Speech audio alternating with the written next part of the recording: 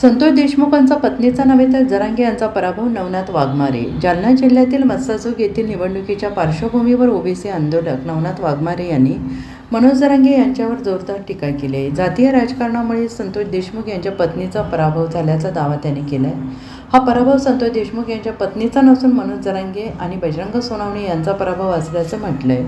तसेच धनंजय देशमुख यांनी जरांगे यांच्यासोबत राहून जातीय द्वेष पसरवल्याचा आरोप वाघमारे यांनी केला आहे. मात्र स्थानिक मतदारांनी जातीयतेपेक्षा विकासाला प्राधान्य दिल्याचं त्यांनी स्पष्ट केलं आहे.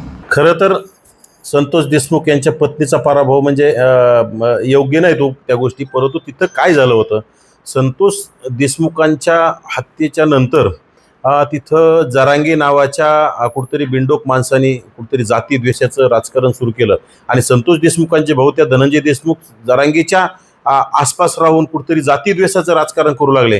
बजरंग सोनवणेच्या संपर्कात राहून जातीवाद वाढवण्याचं काम केलं. त्यामुळं गावगाड्यात काय तिथं काही एकटा मराठा समाज नाही, तिथं बहुजन समाजातले सर्व लोक राहतात आणि लोकांनी कुठतरी विकासाला महत्त्व देण्याचं काम केलं असेल. जाती द्वेषाला लोक कंटाळून गेले असतील. प्रत्येक गोष्टीचं समजा भावनिकतेचा विषय असतो, परंतु भावनिकतेच्या आडून जातीवादाचं राजकारण व्हायला नव्हतं पाहिजे आणि तिथं सातत्यपूर्ण जातीवादाचं राजकारण केलं आणि जातीवादामुळंच हा जरांगेच्या संपर्कात राहिल्यामुळं आणि खरं तर हा पराभव देशमुख फॅमिलीचा नाही, हा पराभव मनोज जरांगेचा आहे, हा पराभव बजरंग सोनवणेचा आहे आणि सगळ्या जातीवादी विचारसरणीच्या लोकांचा पराभव आहे. Bureau report, SBN Marathi, Jalna.